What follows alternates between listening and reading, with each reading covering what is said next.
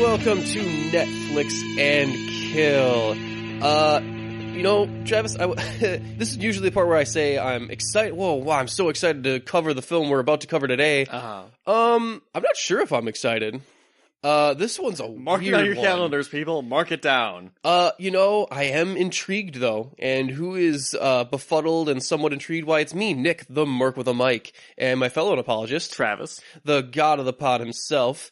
And, of course, we have a new guest on... Wait.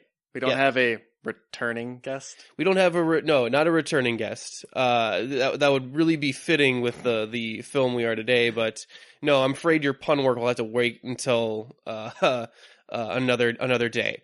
But we have Ian Butcher. Ian, say hi. Hey everybody, how you doing? Ian, I love your name. It's very aggressive. It makes me think that you are part of some sort of Russian mob. He's Ian, the Butcher. And then everybody meets me and they get sorely disappointed. I'm imagining some sort of nerd white guy, like the black rimmed glasses, like some sort of mix between Nosferatu and hipster.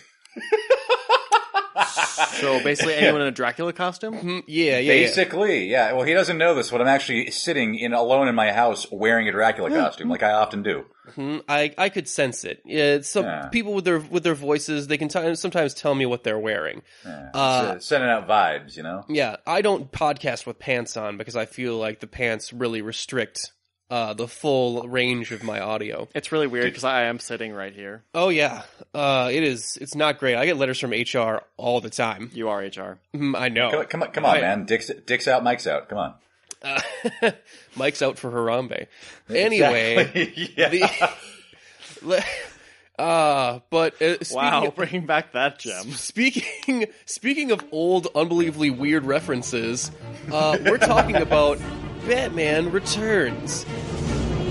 I've been down here too long.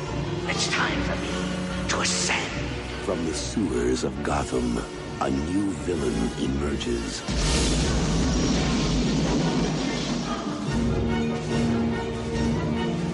You didn't invite me, so I crashed.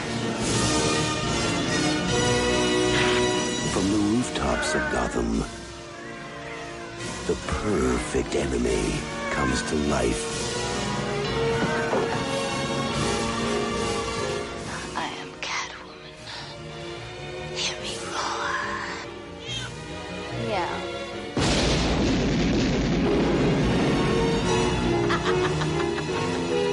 And the only one who can save this city is a creature of the night. Hey, stud. I thought we had something together. We do.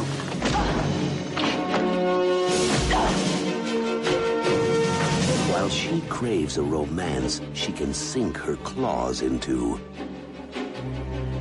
You're catnip to a girl like me. he plots a foul reign of destruction. My dear penguins, thanks to Batman, the time has come to punish all of Gotham!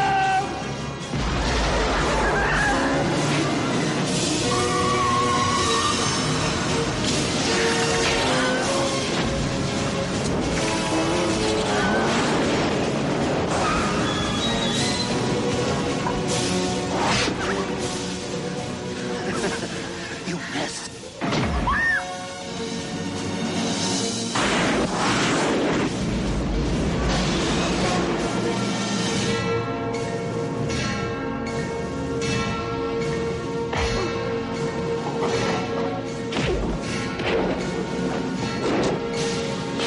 Above Gotham looms its greatest hero.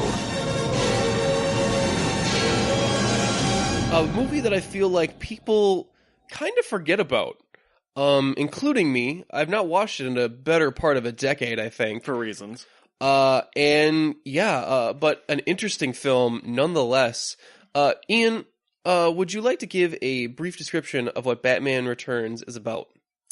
Yeah. So imagine the hit 1989 movie Batman, and imagine everything you love about it. You know, the Prince music, Jack Nicholson as the Joker, the dynamic between Bruce Wayne and Vicky Vale.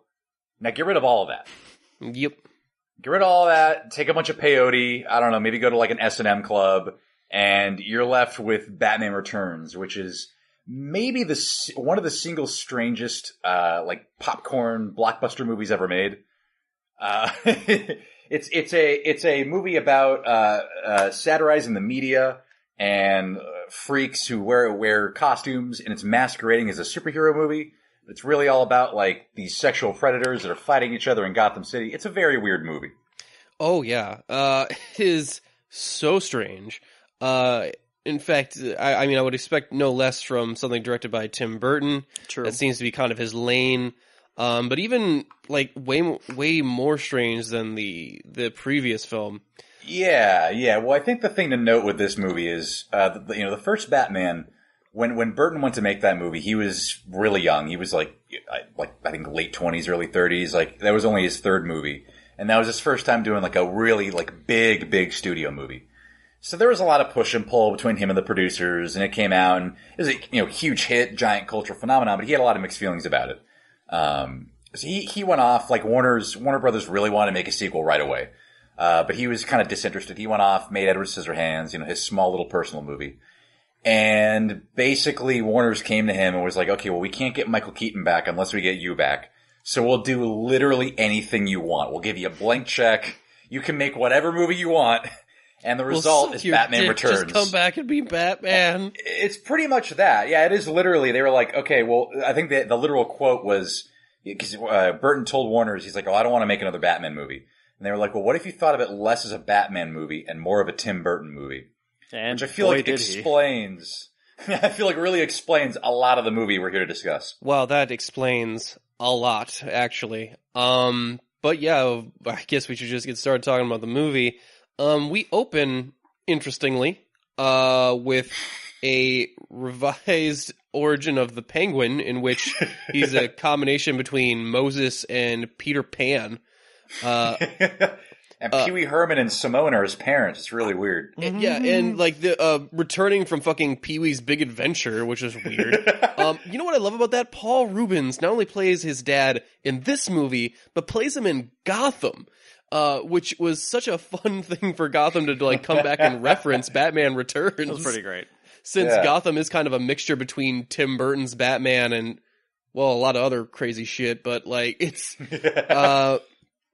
so, yeah, because their child has flipper hands and because it eats a cat. Yeah, like, that cat must have been 90% fluff because he pulled it right through the bars he was in, because the baby is locked in a cage, let's not forget that. Well, I mean, you put a top on a crib, and what does it turn into? I mean, it's kind of a jail cell, right? It's not usually made out of iron. True. Okay, I'll give you that one.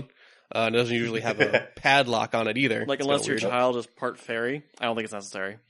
So they take a comedic drink, which is a weird tone to take with this. The whole tone of this movie is very weird. They were so nonplussed in that scene, like, there goes another cat. Should we drown him now? Yeah, let's do it. Yeah, it's like the movie at points, because it is such a kind of dark and perverse movie, is trying to balance that out with humor, but the humor is kind of equally as dark and perverse, and so what you're left with is like this really weird, like, nightmare circus as far as a tone, where it's just all very macabre and very just like kind of crude and grotesque. Yeah, it's kind of unpleasant on purpose, but I don't know if that means like it's okay that it's unpleasant. Like it's kind of, but yeah, it actually reminds me a lot of like it almost seems like it was made to almost be an ode to Edgar Allan Poe, to be honest, in a lot of the scenes. I feel like you could say that about Burton's entire career, really. It's fair. Yeah, it's actually very fair. I mean, you know what? I'll stand by this. Burton is a great production and set designer. I think he's really got an eye for talent. Like all of the sets and the visuals of this film are really unique and pretty cool looking. But goddamn, this guy has a hard time telling a fucking story. Well, that's the thing. Like I'm consider myself a pretty big Burton fan. I mean, I don't think he's made a good movie in about close to a decade, but you know, I think that this movie was the beginning of a problem that he's run into time and time and time again, where he gets so caught up in kind of the look and the feel of the movie, the vision and the world that he's creating, that he doesn't spend enough time to pay attention to the tone and the script. He creates a world, but he fails at telling an interesting story in said world. Yeah, and he has all the elements to tell an interesting story in that world. Like the setup of this movie is really interesting. And in theory, some of the ideas he's playing with are kind of fascinating, especially for like an early 90s Batman movie. But it's the follow through. He'll have a great idea, but the scripts that he has oftentimes don't really support him enough to follow through on that idea. Yeah, I mean, it's interesting. I mean, I especially think he has a real problem with how he ends some of his films. I think. Oh yeah. It's. I mean, we'll talk about it with this one, man. And we'll talk. Oh man, we'll talk about this one. I forgot how nuts this movie is. I remember this film. Like I remember watching it a while ago. I haven't watched it in a better part of 10 years. And when I rewatched it, I was like, this film is somehow fucking crazier than I remember it being. One of the things I forgot is how heavy Christopher Walken features in it. Yeah. He's like the main villain as this guy, Max Schreck, who is not even from the comics at all. Apparently, he was supposed to be kind of a Harvey Dent's role, sort of, when Billy D. Williams was supposed to repeat his role from the first one. Except that fell through for whatever reason, and they kind of combined his role with another character, and they gave all the lines to Christopher Walken's Max Schreck, and it kind of made his part a lot bigger. And yeah, I mean, there's a question that kind of unravels this film for me during a lot of the scenes, and that question is why? Because you kind of ask yourself that a lot, especially when it comes to Christopher Walken's character, as to what his motivation is. Like, his motivation is to build a power plant, but it's not going to provide power. It's going to suck power away from Gotham, since Gotham has a power surplus. Mm-hmm. Which you think would be like, wow, this is a dumb plan that everyone should be able to see is a really dumb plan because they have a power surplus. And it's, I mean, I don't know how that works or why he's doing it, but he sure talks about it and a lot of other stuff a lot, which is really funny because we get to hear Christopher Walken, like, just, I'm a poor schmo, just got lucky. Yeah. Bruce, shame on you. You can never have too much power. Yeah, this is what you get from being born into riches. But he Bruce, was awesome, you and your silver spoon. He was awesome, but I love the fact that he had his son on. Holy shit! I never ever realized this before until this viewing, but Chip is amazing. Chip Schreck is Christopher Walken's son in this movie, and I don't know if it was if the director, if Tim Burton told him to do this, or if it was an actor's choice, or if it was in the original script, or what magic made this happen, but he's doing a Christopher Walken impression the entire time. You know what I bet you happened? I bet you he did that impression at 2 people, and Walken found out. He's like, no, keep doing it. He was doing a Christopher Walken impression before it was cool. Like, what I love about that guy is, on top of the impression, he also is wearing the same fright wig that Christopher Walken has. It's so weird. Like, I think it must be like, shit, this kid doesn't look anything like Christopher Walken. Like, there's no way to tell that they're father and son. Yeah. Okay, you just do your impression. Just do the Dad, go save yourself. I love that scene so much because it's supposed to be this tense moment. And it comes off as so weirdly funny. Like, oh god, it's so great. More Chip. There's not enough Chip in this movie, in my opinion. Well, what's even better is I'm looking at the IMDb trivia. Mm-hmm. And it says that Burton did not want Walken in the movie at all. Yeah, he apparently he was he scared Tim Burton, correct? Yeah, it was apparently Christopher Walken was a little intense for Burton's taste, but which is funny because I think him and Walken worked together like a couple more times after this. No, apparently he must have really liked him from that movie. Well, he did make him the monster of the Sleepy Hollow movie. Yeah. For a half second when when he had a head. It was catharsis. So I mean, we also get some of the other villains of this movie. I mean, we introduce them all before even Batman shows up. It's like, well, I think you clocked it like 14 minutes before Bruce Wayne shows up. Yeah. Yeah. We're going to talk about it, but Batman, I mean, this movie is like, what, 2 hours long? I want to say Batman features for a good maybe 15 to 20 minutes of screen time. Like, am I on the money? Am I being, anyone feeling... no. I think, honestly, it might even be less than that. Like, I wonder how many days Michael Keaton was actually on set. I don't think Michael Keaton was excited to do this sequel. And you kind of feel that in his performance. Well, he interacts so little with any of the characters. Like, it takes them forever before Batman and Penguin even have a conversation. Man. And yeah, I mean, we get introduced to the Penguin, after his circus gang attack Gotham.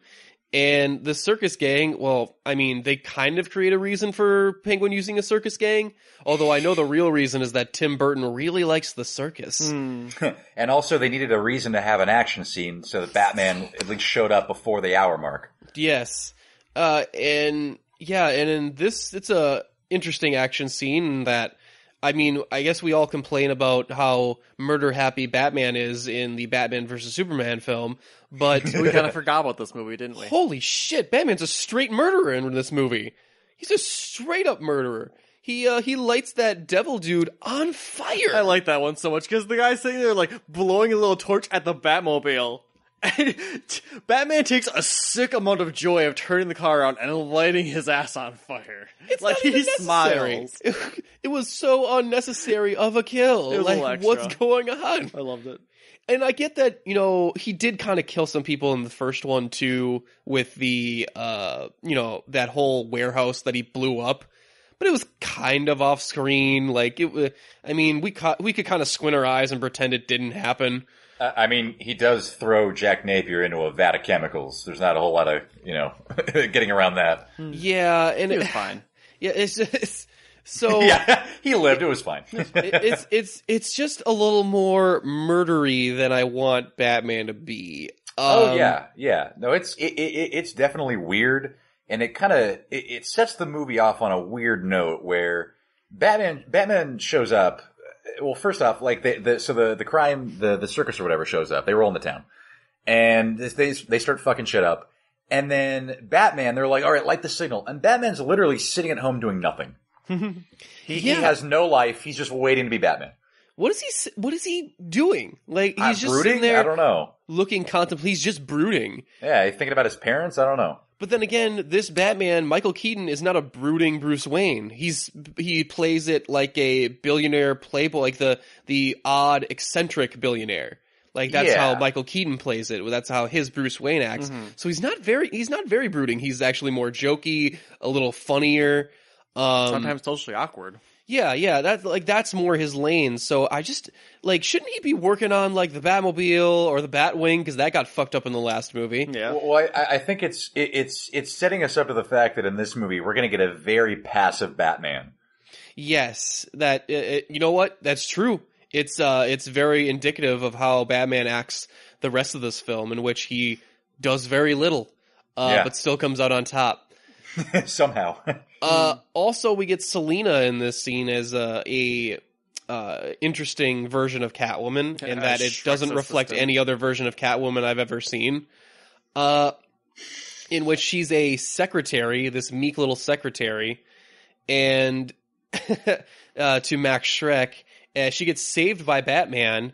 And it's like, man, not even a number. Like, she's very put off when Batman doesn't continue talking to her after she's saved. And I'm like, there's a whole circus gang fucking shit up. There's stuff for Batman to do. Given her character, how they show her at the beginning, I think she probably does that anytime anyone with a dick passes her by. She narrates to herself so goddamn much. Yeah. She's a crazy cat lady. And let me ask you this, guys. What is her main motivation in this film? To get a dick.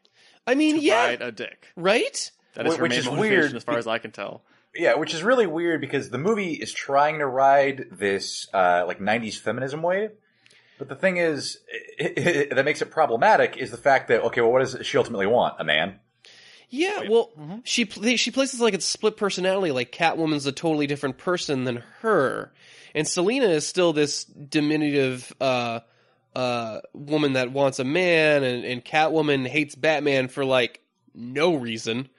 Did anyone else know why Catwoman has such a problem with Batman? Well, not until he threw her off the building. No, Yeah. she had a problem with him before I know. that. That's Didn't what I she? said. Like, I don't know because, before then. because Batman and Catwoman fight in the comics.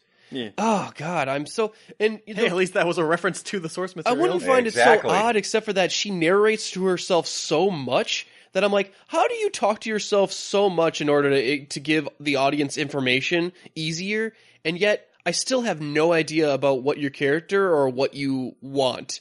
Like you are very confusing to me. And also her death / rebirth of cats. Wow. I remember it being dumb, but it's like real dumb. Like it's interesting how they use it in here and then the Halle Berry Catwoman movie, and then in Gotham they do it again, and I'm like, guys, this scene doesn't make a fucking lick of sense. Like you don't have to give Catwoman cat powers. She's just a thief in the comics. Like I think it was Burton. He feels almost embarrassed to acknowledge any type of like superpowered element to this world. right. But So Catwoman it's like doesn't by the need time they do superpowers. that, they're like, well, we gotta give her powers. We gotta do something with her. We can't just have her be a regular. We already have the Penguin as a mutant. We can't just have a regular person as Catwoman. So it's like they want to go, oh, she has superpowers, but they don't really want to quite commit to that. Yeah, and it's weird because it's like she's resurrected, and then but they sometimes use like she goes through those what do you call them, the sheets or whatever. Damn it. The canopies? Yeah, the canopies. So it's like, is it trying to give you an excuse to where she might not be dead? Maybe Yeah. she just has brain damage. And until she actually starts to get killed later, and then it's like, no, she has 9 lives, legit like 9 lives. And it's hard to refute her cat powers then.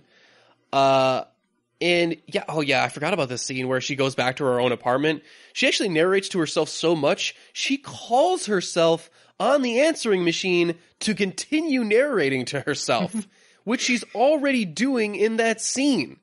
That is crazy. That is a crazy way to deliver exposition. But yeah, that she gets killed by Christopher Walken in a pretty fun scene from Christopher That's Walken. a really tense scene, actually. Actually, I do like that scene, even though it leads to one of the dumber moments from Catwoman's mythos. They both start laughing, and it's like, push her out the window, like, oh, geez. Yeah. So that's interesting, and I do find it very fitting that we are talking about the villains so much more than Batman Well, himself. they show up more in the other. Yeah.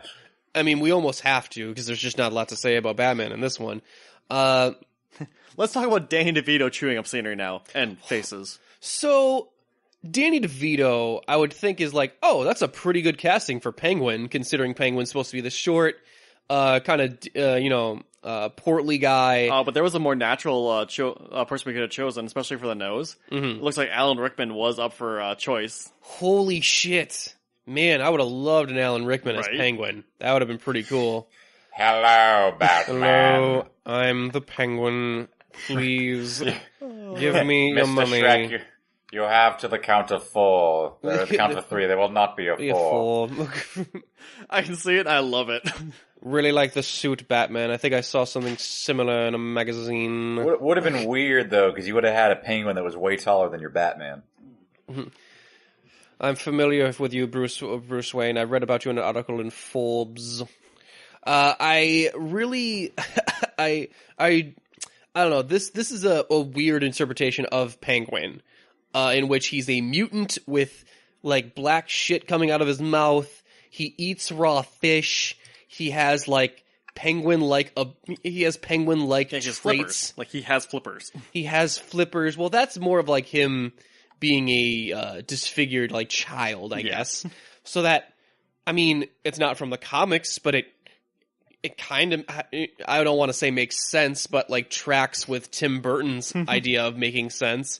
And the idea of a circus is that like he was part of a circus freak show. That's where the circus element comes in. And yeah, he strikes a deal with Max Schreck in order to kind of be introduced into society to further his own ends. But then that plot line kind of gets dropped a little bit so he can become mayor. Because apparently Penguin becoming mayor is a storyline that we like to do in not only this movie but in Gotham as well. And I think there was a run in the comics where he was turned into mayor. And apparently there's an episode of the '60s show where he runs for mayor. Yes, that's right. And that's also interesting in that how much of the '60s show kind of gets brought into this movie. Like Batman does one-liners with Selena Kyle later with just like eat floor high in fiber. And I'm like, what are you doing? That's weird. That's you know, this movie taught me one thing, and it's that mistletoe is deadly if you eat it. Because I was always contemplating eating mistletoe. It is in fact deadly if you eat it. That's such a weird line that when you first hear it, it's like, what a weird thing to say out of nowhere. Yeah. And then you hear it again. And then you realize it's only there so that they can realize who each other are in a later scene when they repeat it back to each other. And it's so odd how I don't know, this whole film is so odd to me. It's fascinating to watch, I'm not going to lie. And yeah, so we get a whole sequence of Penguin running for mayor and the general populace really falling in love with his story. And I don't want to relate everything back to the 2016 election, but it's kind of hard to not think of that now, especially I'm sorry, Ian, go ahead. I was going to say that this movie really does take on, at least this portion of the movie takes on a whole new light, and a much more enjoyable light post Donald Trump. Because I always was questioning, how does he still run for mayor? Like everyone in that room that's believes in him after he bites that dude's nose off, like. Which is one of the weirdest moments, really, in just any movie. Honestly, like if you were to tell me, like, oh, there's gonna be a scene in this Batman movie where we're gonna bite a dude's nose off and everybody's just gonna be okay with it, I'd be like, what the fuck are you smoking? Yeah, and it's not like anyone ever acknowledges it either. It's just another moment for Penguin to be weird. Oh, and also sexually creepy. Like there's a real predatory quality to this Penguin that's really just, like the rest of this movie, very gross and just perverse. Oh, he's a total dude, bro. Yeah, it's weird. He comes down, he's eating a raw fucking fish. He's in this weird frumpy pajamas that make him look like they look like they're soiled. To be honest. He's a Humpty Dumpty or something. And then Tweedledee. He bites a dude's nose off, and and then everyone there is like, well, at least he's not Hillary, I guess, or is that like what is the mindset of anyone that works there? I'm so confused. I think it's like, I think they're like, oh, well, because there's this crime family or the crime syndicate going on, and the mayor can't do anything about it. This guy says he can do something about it, so we'll listen to him, I guess. I just assumed they were all hired by Shrek. That actually makes a lot of sense, and I wish that was in the movie. Yeah, and so, let me ask you this, guys, too. I cannot get a handle on the timeline of this film. What space of time does this film take place over? 10 years before the Gotham show. Yes, but like when we get like a couple scenes later, when Selena Kyle shows back up in Max Schreck's office, when Bruce and Max have their first and I think one of only two conversations, and she shows up and it's like, oh, I can't remember. Last night was a complete blur. And I'm like, whoa. Stop the clock. Are you telling me that it took only one day for Max Schreck to set up Penguin's return, kidnap the mayor's baby, go to the Hall of Records, find his parents, have him go and mourn them in the fucking the graveyard, and then have Batman patrol at night, and then somehow Selena comes back in that scene and goes, last night was a complete blur, and I'm like, what? But you show night. It's at least 2 nights from ago. No, yeah, the passage of time in this movie is very odd.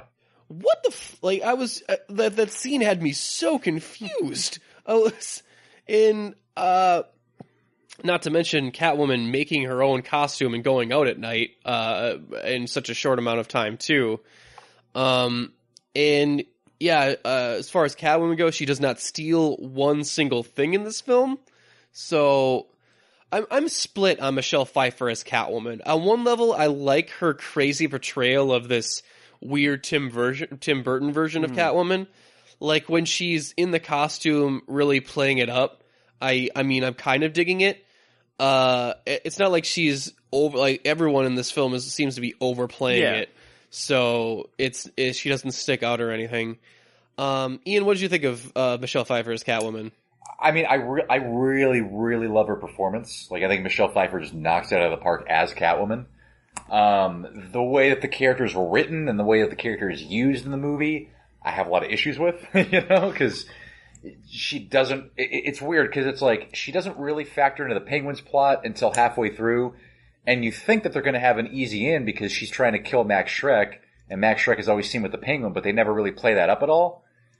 And like a lot of things, like her vendetta against Max Schreck just kind of gets dropped about halfway through the movie and then sort of brought back up at the very, very end. She kind of forgets about it, which is weird. It's like, why don't you're not focused on going and getting revenge against him? She gets distracted with Batman for little to no reason. Yeah, and again, I think a lot of that just has to do with the various different writers that this movie had and all the different drafts that were kind of mashed together into the movie that we got. But like Pfeiffer as the character, I have no problems with. She's wonderful. Yeah, I mean, and it's not great when she shares the screen with Penguin because it's all fucking sexually charged dialogue, and it's weird because it's like, isn't this supposed to be a movie kind of for kids or something? I don't know. Yeah. I mean, you can make an adult Batman movie. God knows they have. But even like the Nolan stuff, for as intense and dark and kind of frightening as those movies get, there's still kind of an all ages quality. Like they never get so violent or so dark that you couldn't take. Maybe not like a 6 or 7 year old, but like a 10 or 11 year old you could probably take to those movies. It's PG-13. Yeah. With this, it is like every time the Penguin's on the screen, I feel like I have to cover the eyes of like invisible children that aren't in the room with me. Just the pussy I've been looking for. Yeah, that was the line. That was the one where I was like, holy shit. I was like, I do not remember that line. It's being mayor isn't just about being mayor. It's about touching people and groping people. Yeah. Now imagine if a Batman movie now had that in it. Yeah, not exactly hashtag Me Too. Yeah, going on there. It's for a variety of reasons. It's really weird. At least not for someone running for mayor. So, I mean, I like Alfred and Michael Keaton. I really like Alfred and Michael Keaton's version of Bruce Wayne's interactions. If there's one thing about this film, I do like their played up kind of weird relationship. Not very father and son, but more like kind of bromance going on. I do like that they do call out in this movie of like, hey, Alfred, kind of fucked up how you just showed Vicky Vale the Batcave last movie. Which is weird, it's also like the only reference to the previous movie. I mean, they talk about Vicky Vale once, other than that. Other than that, they treat it almost like it's its own completely different movie. Well, yeah, it's odd because I know this movie initially, during like one of the many drafts of the script, was going to be a more direct sequel to the first movie, and then Burton didn't want to do that so much, so, and that's why like Harvey Dent isn't in this movie. That's why Gotham City looks completely different, despite other than the fact that they shot the first movie in London and this one in L.A. Like just the art direction of it looks completely different. Yeah. Oh, I should also mention some of the other set decoration. Penguin hangs out in an old abandoned zoo. Yeah. Where he hangs out the Arctic exhibit, where apparently this zoo had, I don't know, I want to say 150 penguins. Well, you didn't know this, Nick, but penguins actually breed like rabbits. Also, they make animatronic versions of themselves. What the fuck was with the robot penguins?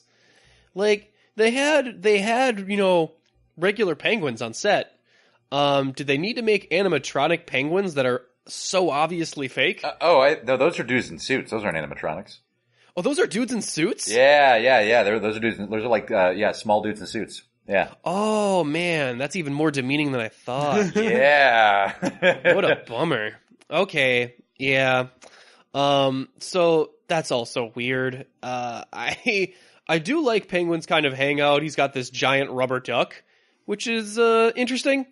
Why isn't it a penguin? Like if we're still going with the theme, like is there a reason it's a rubber? Yeah, you know what? Never mind. I'm not going to look into it. He has all the different trick umbrellas, which reminds me of the 60s Batman show again. I don't know. There's a weird thing with this movie where it's trying to add in some of the 60s show elements in here, but also have this weird fucking dark tone of murder and sex, and it combines into a weird, grotesque version of this movie. I don't know. I mean, I guess also Jim Gordon is as about useless as he is in the 60s show. So that's pretty cool. He's about this useless in all of these original 4 movies. Like, even to the point where my favorite part of this movie where after the opening scene where they're walking away from the fight and he just goes, "Oh, thanks for saving the day, Batman." Yeah. Thanks for saving the day, man. It's not like we could have done anything with our guns. Bye. It's just a circus gang.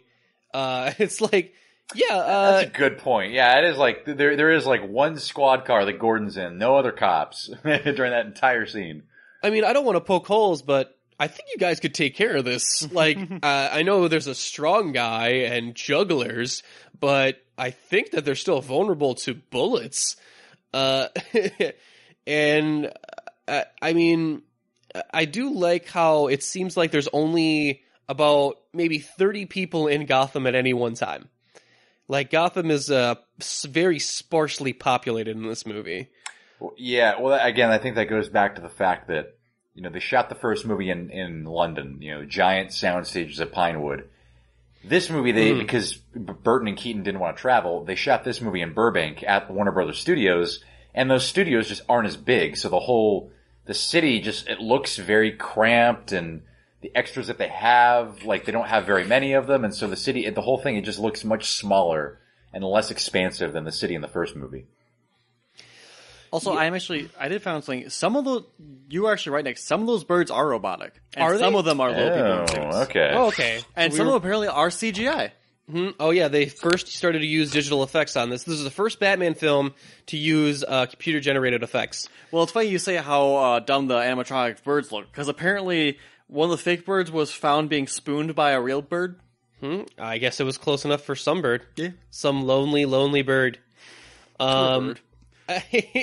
Man, just sexual assault going on in all these fucking things here. Also, did anyone else notice that Max Shrek's logo, the cat, isn't that just Felix? Isn't that just Felix the cat? Yeah, totally. Man, they're gonna get in trouble with copyright because that looks exactly like Felix. I don't think they have yet, so... Yeah, but it's still weird. It pulls you out of the movie, definitely. Yeah, no, and Celine even falls through the canopies that have Felix the cat on. I was just like, it's an odd thing. But yeah, I suppose we should talk about our favorite kills. I don't know about you guys, but one of my favorite / most traumatic kills is the time bomb. Yes. So Batman takes a bomb off of a guy and then fights a strong man later, in which he punches him. It has no effect, but then he looks down and we see that there's a time bomb. He strapped the time bomb to his waist, sleight of hand style. Batman smiles maniacally, punches that guy down like some sort of construction hole, and then walks away as he blows up. And does the Wilhelm scream. Yeah. Holy shit. Oh my god, it's so... if it was anyone but Batman, that would have been, awesome. This is just hilarious, because it's so out of character. He takes such glee in ending that man's life. Which is really weird later when he's trying to talk Selina out of murdering the main bad guy of the film. Yep, yeah. He's got the arrow syndrome. We'll talk about that when we get to it, but... Huh? So, yeah. I mean, I think I've run through a lot of what I wanted to say. Is there anything else that anyone wanted to bring up about the film? Anything really eaten at them? How about you, Ian? I mean, I think we really kind of hit the bulk of it, other than like the very, very end, which I'm sure we're going to get into. Yeah, I also agree. So why don't we just go around with final thoughts and some ratings, and we'll hit that spoiler section. Ian, would you like to start us off? Yeah. I think, this is a movie that, I'll revisit it every couple of years, and every time I do, it gets worse and worse and worse and worse. Does not hold up to age. It does not hold up at all. But it is just a fascinating disaster. Because it's a director basically given complete free reign in a situation that he probably shouldn't be given free reign in. And what you're left with is just this crazy hodgepodge of all these different drafts of a script and different tones, and it's just a mess, but it's a strangely just fascinating mess. Yeah, I cannot agree more. I mean, we usually give a rating system. Like Travis gives it out of 10. I give it out of 5. Would you like to give an arbitrary number rating system? Yeah, Doesn't matter. Yeah, and I probably do probably like a 6 out of 10. Sounds about right. I'm very conflicted with this film because it is not good, like at all. But I can't say that it was worthless to watch it because I'm so utterly fascinated by it and the decisions that it makes. And I think it's encapsulated by the fact when I was watching it, and the lines of dialogue are so bad. Like, Selena's like, I want to find the man behind the bat. Maybe you can find the woman. And I'm like, don't say in the pussy. Don't say in the pussy behind the cat. I'm like, oh, thank God. But don't worry, they get to the pussy later. But then, yeah, Penguin in the almost immediately following scene says exactly what I was thinking to not say. And I was like, God damn it. And that's kind of like this movie in a nutshell. You think, every time you think of like, oh, that's kind of neat, or you kind of are proud of the film for making a good decision, it makes like 7 real weird and bad decisions. And it's I don't know. It's fascinating. I'm not going to give this movie a high rating, guys. It's going to be like a 2 penguin squeals out of 5. But I actually do recommend you watch it just because it's so oddly fascinating to watch a movie kind of about Batman with so little Batman in it, and to just see all these different weird decisions that Tim Burton... I mean, obviously, Tim Burton said he famously did not like comics and only read, The Killing Joke in preparation for the first Batman film, and I don't think he read any comic books for this one either. And I mean, I don't know. I recommend maybe cracking one next time. That should actually just be a requirement from now on. Like, you have to have at least read 3 comic books, like at minimum. Maybe just a couple. I mean, it couldn't hurt. I don't know, Travis. What do you think? Yeah, I pretty much agree with everything said here. I think the best way to describe this movie in one scene is probably the scene where like everything's going to chaos in town and like Catwoman shows up and there's that woman like about to be dragged off and raped by a guy. Yeah. And like she stops the guy, plays tic-tac-toe with his face, literally saying that.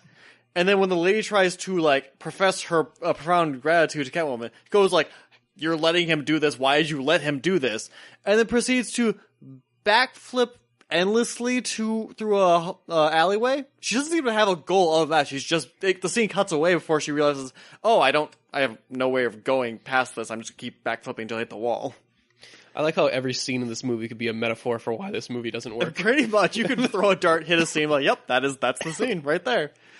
So, yeah, I'm also not going to give this movie a very good score because it is hilariously bad. Oh, also, I want to change my rating real quick. Sorry. It's actually 2. Dad, no. Save yourself out of 5. I'm sorry, go on. Okay. Anyway... Yeah, I'm gonna have to give this a 4 one guy needing prosthetic noses out of 10.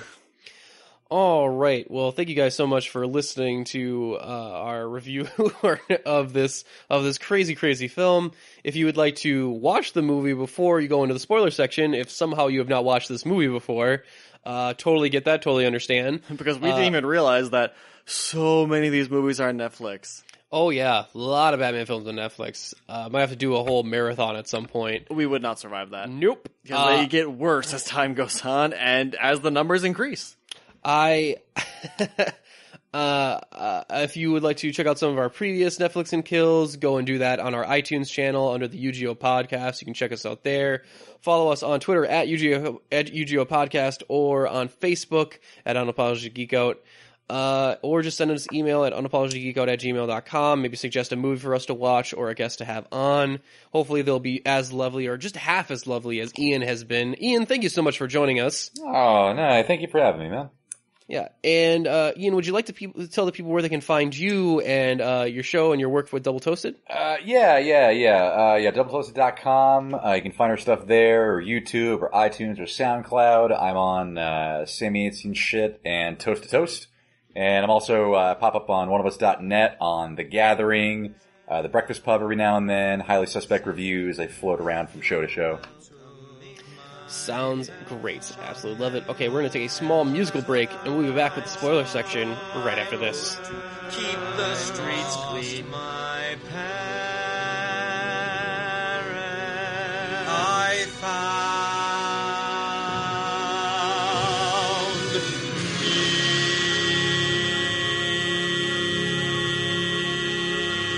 now I belong to the night. Falls, day breaks, white walls, back aches. I am the Dark Knight. West violence, light rest. I am the Batman now. And welcome back to the spoiler section for Batman Returns. Spoiler, they actually do not once reference his parents' death. Well, actually, that is surprising. Also, Batman does not return in this movie. He never leaves. So, I mean, I guess he returns to the movie after dropping out for so long. Yeah. I would love to map out the time in this movie of where Batman is just not on screen for significant portions of it. Mostly when he's killing clowns. But yeah, they end up framing Batman during this film, like during the second act or around there. I completely forgot about that subplot, to be honest. There's so many goddamn subplots in this movie. There are. And yeah, so they frame him by murdering the Snow Queen, and it's interesting with trained bats. Yeah, they have trained bats. It's super elaborate. And they take over the Batmobile. Penguin somehow is like a dollar store, like outside the dollar store Batman Batmobile ride. Yeah. I want to know how the fuck they figured out a way to like hijack Bruce Wayne's tech, and with just the flip of a button, like break into the Batmobile. Well, you didn't know that they had a woman dressed up as a Native American in their circus gang that also was an expert in high tech gadgetry. Oh, okay. Well, this explains everything then. I'm so goddamn confused. Like, I was asking so many questions. Like, wait, why is she dressed up as a Native American? Is that part of a circus? Have you seen a circus where Native Americans were heavily featured? You know what? Have you seen a circus? It's so I don't understand. Like in real life? I don't understand anymore. And so yeah, they frame him. It looks like Penguin's going to be mayor, but Batman creates an audio recording of Penguin basically insulting the people of Gotham. He but makes not a remix out of it. And scratches it because it's the 90s. Because it's a CD, and you can totally do that with CDs, right? That's how it works. Oh, god damn it. I mean, it's not a Bat credit card, but it's still a stupid scene. I don't know. It's pretty bad, though. Yeah, it's real bad. I love the fact that disc doesn't really absolve Batman of his crime. No. They just kind of forget about it. Like a lot of things in this movie. To be fair, when you have a mayoral candidate start shooting up at a populace in like the middle of a speech, you probably forget a few things. I love that even the Penguin references, like, why does someone always bring rotten fruit to these types of things? Because they start immediately throwing cabbages and tomatoes at him, and it's like, yeah, where did all that come from? They're always prepared. And also, almost all the people there are like reporters. Like, how unprofessional. I mean, you're supposed to be non-biased, guys. What's going on? That's why they have it on them at all times, Nick, because they're non-biased. I see. I mean, it is Gotham. Mm-hmm. Anyway, he abandons that storyline, and Penguin goes to Plan B, which is to murder the first sons of Gotham. But in a way that was kind of always Plan A, and then it became Plan B, and now it's back to being Plan A. Yeah, and it's, oh god, this movie, it's so, I'm actually, like, tired, like, talking about it. But the, yeah, and he's gonna kill the firstborn sons of Gotham because he was a firstborn son and abandoned. So, yeah. Yep. Like, that makes sense. I don't know. He's getting back at Gotham for his parents not loving him. I guess it's... Sure. It's pretty weak sauce as motivations go. Like, later on when he decides, I'm going to kill everyone in Gotham, I'm like, yeah, that makes more sense. Please do that. Selina and Bruce end up at the same party together because they were hoping to see each other there. And they, I mean, of course, it's a costume party where they both show up as are the only people without costumes because that is their costume, their real life personas, because their real life version is the Catwoman and Batman. It's a metaphor. Fucking subtle, Burton. Very, very cool. Also, I don't know what Max Schreck is, but I'm getting the feeling his costume is kind of racist. It was a bejeweled turban. Yeah, he's some sort of weird, like, Saudi Arabia. I don't know. And yeah, Selina's gonna kill Max Schreck, but then Bruce is like, no, don't do it. They get interrupted by the Penguin popping in out of nowhere. Like, I get that he can pop out of the sewer, sure, but is there a sewer system underneath Max Schreck's fucking ballroom? I'm guessing in Gotham there's probably a sewer under every house. Because that's also his getaway point. Like, what the fuck? And also, I love that it's not just a masquerade ball, it's a masquerade ball. At least that's how I heard it, where Max Schreck was pronouncing it. Couldn't tell. And I was like, oh, fuck you. And we get our last look at Chip, like, no, don't take Chip, take me. No, Dad, don't. Which is weird because Christopher Walken totally let Chip sacrifice himself in the earlier part of the film, and then now sacrifices himself for his son in the later part of the film, which shows an interesting amount of character growth for him, I guess. Sure. But not really, because we never get the idea that anything has changed about his character to make him make this different decision. We still don't even know his actual plot point, so... And we never will. Yawn. And Batman, of course, stops the thugs from kidnapping the children through a scene we don't get to see, because that would cost money. And we don't have much of that left, and we have to save it for the Penguin explosions, because after he is thwarted, and Batman sends him a note via Messenger Monkey, which is so, like, guys... This climax is so goddamn crazy, and I haven't even gotten to the fucking penguins strapped with rockets yet. Oh my god. So, Penguin gives a fucking patent speech to a bunch of penguins strapped with what look like just plain old fireworks, but are supposed to be deadly rockets. And they go off and swim towards the center of Gotham. And then Morgan Freeman overlays his voice. It's awesome. And the penguins are a strange breed in which they will strap themselves to rockets on a whim. Yeah, that would have been amazing. But then abandon them if they hear a specific signal sent from the Batmobile. And yeah, so Batman also has radar on his Batboat, or whatever the fuck that thing is, that they show up in penguin shapes and make penguin noises. And also, this is probably a minor thing, but does he have a way of getting to water, or did he build that Batboatmobile specifically for the sewers? Travis, there are so many questions I will not be able to answer for you. So just be... I'm still going to ask him. Be ready for disappointment. Also, why does he even have a frequency that controls the penguins, considering that's not how Penguin was controlling them? Nick, have you seen Gotham's population of penguins? Who wouldn't have that? And of course, he leads them back to the Penguin in another weird scene where after Batman shows up, it should be like over, right?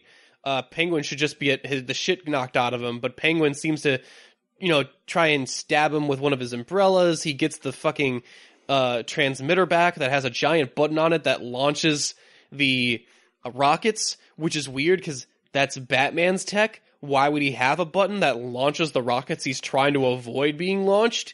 Like, what the... They were also set to a frequency. And it also... Did you get this? The button also releases bats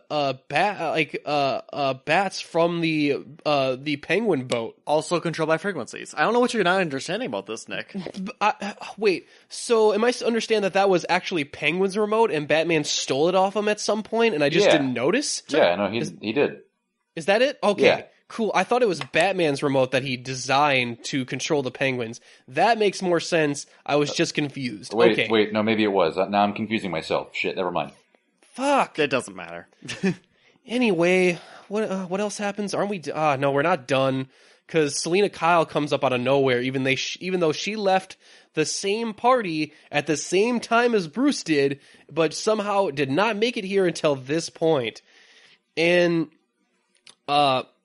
she confronts Max Schreck and is about to kill him. Batman comes down and says, like, hey, no, you don't want to do this. Don't kill him. And I'm kind of like, what do you mean don't kill him? You've killed, like, at least 3 to 4 people in this movie alone. You are a murderer. They're henchmen, Nick. They don't count. And that's what really pisses me off is, like, things about that and Arrow, where it's like, we'll kill the henchmen, but the big main guy, oh, no, we'll give them one more chance and we'll take them to jail. And I'm like, hey, if you're going to be a vigilante, could you at least be consistent? And yeah, he reveals himself to Max Schreck and Selena because I guess he just forgets that Max is there. And I love that his eye makeup just immediately disappears during that transition shot. Also, the bat cowl, not made out of very strong material. Like, really flimsy rubber? Really easy to rip right off. But bulletproof flimsy rubber. But bulletproof, indeed. Odd. Anyway, Selena says, there was nothing more I would like than to run away and have the perfect life with you. And I'm like, is there? I never really, I guess I didn't get that from your character a whole lot. Well, she gets to ride his dick then, so. Sure. And yeah, so that doesn't work. She faces off against Max, who shoots her a bunch. And she brings back the stun gun that we saw in the beginning part of the film, and then never again until this scene. And then it's immediately pointless because she brings down this power line to electrocute them as well. So I'm glad we set up this stun gun in the beginning of the movie, even though she really didn't need it because of like the whole power line above them that she uses to make it super deadly and murder Max Schreck in a ridiculous... Like, Bruce finds this unbelievably charred corpse with a ridiculous look on his face. And Penguin comes up at the last fucking minute with, bleeding all over the place, dying, trying to kill Batman, but picks the wrong umbrella, and then falls over and dies before he reaches the water. But don't worry... Because the best scene. Because, Jesus Christ. Because the Penguins come along and take him away like a funeral procession at sea and get rid of him via Spock. Almost like, Amazing Grace should play on the bagpipes. What's interesting, Travis, is that I found out that penguins actually do this with their dead. Really? No, that's fucking stupid. Why would you believe me when I say that?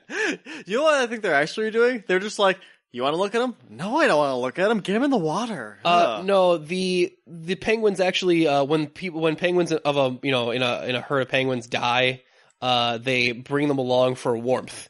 Like, because their bodies still maintain body heat and have, like, fluff and stuff. That's way more disturbing. So they bring them along. It's not like a funeral procession. So I don't know if that's where this scene comes from, or if Tim Burton was just way too high on Quaaludes. Because the answer is yes. Oh, my God. This scene is so fucking dumb. It's amazing. Like, the rest of this movie was also crazy and didn't make a lot of sense. But this third act is, like, it's it's third level bonkers. Like, it's just fucking nuts. And yeah, he dies, and then we get a scene later of Bruce and Alfred traveling through Gotham, and they see maybe possibly Selina's shadow. We get a scene of Catwoman is alive, which apparently wasn't in the original film. She was supposed to die, so they had to shoot a different actress in that scene where she pops up to make it so that she lives near the end. Because God knows we need her for the sequel. She's definitely going to be involved in. Yes, sirree. I'm actually interested into because there was a third movie planned for Tim Burton, but this film did so poorly. Like, it was so poorly received that they decided to switch it completely up. Like, parents complained so much about this film that they switched to Joel Schumacher. Well, because I actually want to rewind a little bit to a different scene. Sure. Is the Penguin's ultimate dude row scene where he goes up and basically demands to have sex with Catwoman. Oh, his marriage proposal? Sure, if that's what you want to call it. That was a weird scene. I completely forgot about that. I did not remember that happened. I only remember that happened because of the scream she gives that breaks all the glass. Yes, he goes from horny to murder very quickly. Like a dude bro does. Boy. Yeah, how could I have forgotten about that film? Because it's that film's or how could I have forgotten about that scene in this film? Because that scene is as crazy is not as nearly as crazy as half the other shit in this movie. True. It's so weird though, because he basically calls her out "How dare you friend zone me?" and straps her to a flying umbrella and then just lets her die. But of course she doesn't die. She just lands in a glass greenhouse and screams it to pieces. I guess I was still thinking about the scene where she eats a bird for no reason. Apparently that was actually a live bird. Indeed. Michelle Pfeiffer was concerned that the fake birds looked too fake. Real method. Penguin, Danny DeVito as Penguin decided to stay in character in between takes. So I'm glad that all worked out for them, that it was all worth it. Ew. Oh, so yeah, that was the third act, guys. Anything that I forgot? Anything we didn't mention? Probably. I think you pretty much covered it. Thank God, because that was just recounting it is just unbelievable. I remember watching it, and I was just baffled. I was like, I don't remember this third act being this fucking nuts. It's so crazy. But yeah, with that, I think we can bring this one to an end, guys. Thank you again. Thank you guys so much for joining us tonight. Stick it in with it. Such a fun one. Ian, I'm so glad you picked this one. Great pick, my friend. Oh, thank you, man. Normally when we review movies like this, it's normally one of the main complaints is that it's boring. Like, you remember when we reviewed Message from the King or something. Put that down, are we? And this film is many, many, many, many things, but boring is actually not one of them. No. So I really appreciate it. I hopefully we can have you on again at some point. Yeah, man. Because this was absolutely fantastic.